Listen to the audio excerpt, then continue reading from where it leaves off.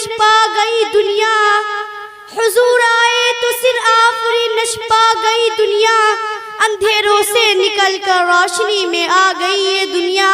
بجھے چہروں کا رنگ اترا سوئے چہروں پہ نور آیا، بجھے چہروں کا رنگ اترا سوئے چہروں پہ نور آیا، حضور آئے تو انسانوں کو جینے کا شعور آیا۔ کہ رسول اللہ صلی اللہ علیہ وسلم کے آمد پر کیسا رہا اور کس طرح رہا، تو آئیے بلا تاخیر کے میں دعوت دینے جا رہا ہوں جامعہ بشریٰ للبنات کی ایک طالبہ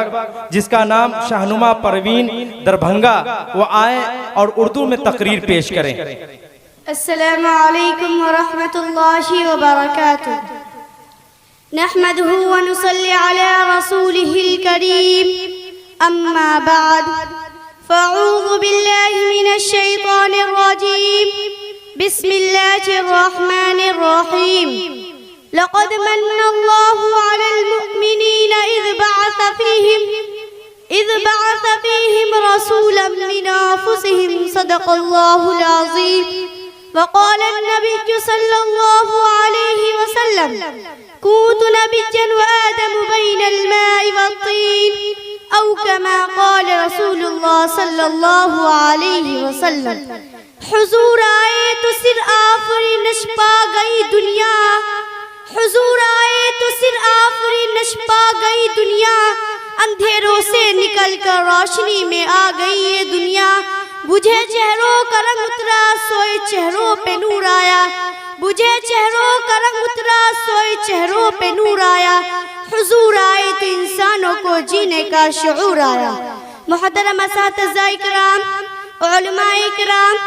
اور عزیز ساتھیوں، آج میں جس موضوع پر اظہار معافی الضمیر کرنا چاہتی ہوں وہ ہے حضور صلی اللہ علیہ وسلم کی آمد مسعود۔ سامعین گرامی، تاریخ کا راگ پلٹیے اور دیکھیے،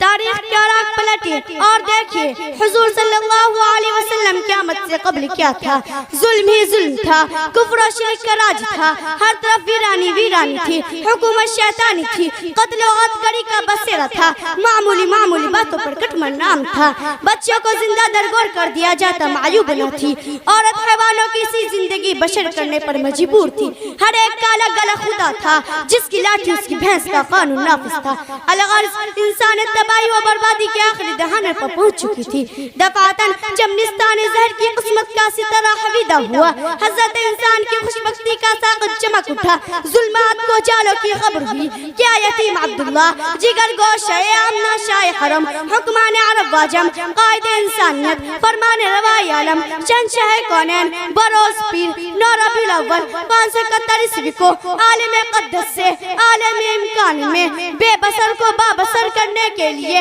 بے نظر کو با نظر کرنے کے لیے، مردہ دلوں کو حیات جاودانی دینے کے لیے، قیصر و کسریٰ کی نخوت کا بھرم توڑنے کے لیے، سینکڑوں ہزار پجاریوں کو ایک ایک کے در پر جھکانے کے لیے، سب کی زبانوں پر ایک ہی کلمہ لا الہ الا اللہ محمد رسول اللہ جاری کرنے کے لیے، قافلہ نبوت کے آخری مقتدا، قصر نبوت کے آخری نبوت بن کر تشریف لائیں۔ سامعین محترم،